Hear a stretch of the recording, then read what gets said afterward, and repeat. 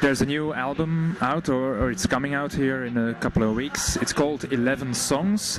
I've been listening to it for a couple of days now, and the thing I noticed about it is that it's about people finding themselves in this new kind of world that we're living in since 2001, I guess. Wow, that's a very interesting idea.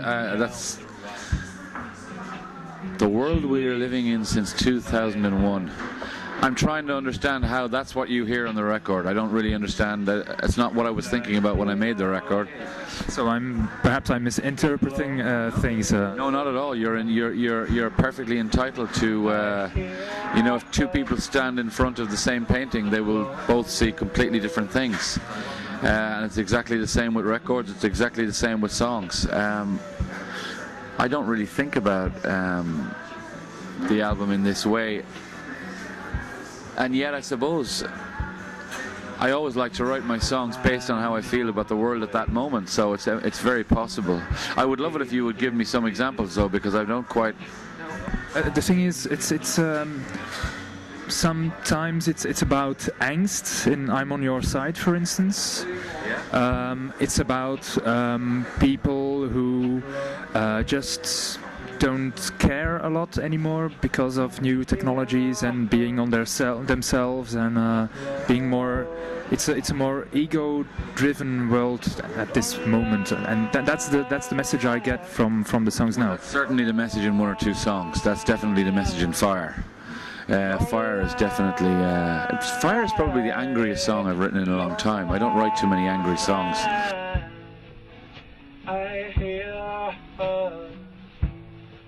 Sometimes it's really good to write a really angry song, even if it's just to release something within yourself. Yeah, I'm not a huge fan of what I call the me-pod generation. You know, what I mean by that is that I find it kind of sad to see, especially young men in Dublin on buses and trains, playing punk music in their, I call them me-pods. I just think there's something sad about that, because punk music was intended to be listened to by large groups of very angry young men. And there's something about all that anger being internalized into your ears, into your head, that I think is a very clever way for society to control people's anger. I'm convinced that all of the explosion and revolution of gadgetry that exists in the world today is about isolating young people from each other and preventing them from getting the kind of anger that generates punk and revolution. Would you say that life is marketed? Oh, absolutely, it's marketed. I think the kind of lifestyle that's marketed these days to people, particularly young people, is all about independence and separation and being unique and individual. And it's very much about people keeping people separate from each other through their uniqueness and through being special and different, because they have a me-pod or whatever the gadget is they have. If you look at things happening now and in America with the new elections coming up in a couple of months, what's your standing on that? What do you think about that?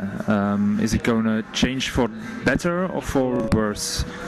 I think the world is going to be a better place by the 5th of November. I think when Barack Obama is elected, and he will be, and I think he will be elected by a huge majority, unless something really disastrous happens, I think he will be elected. I feel America is really ready for change. I think the rest of the world really wants America to change. I think enormous amounts of damage have been done to America and to the world in the last 8 years.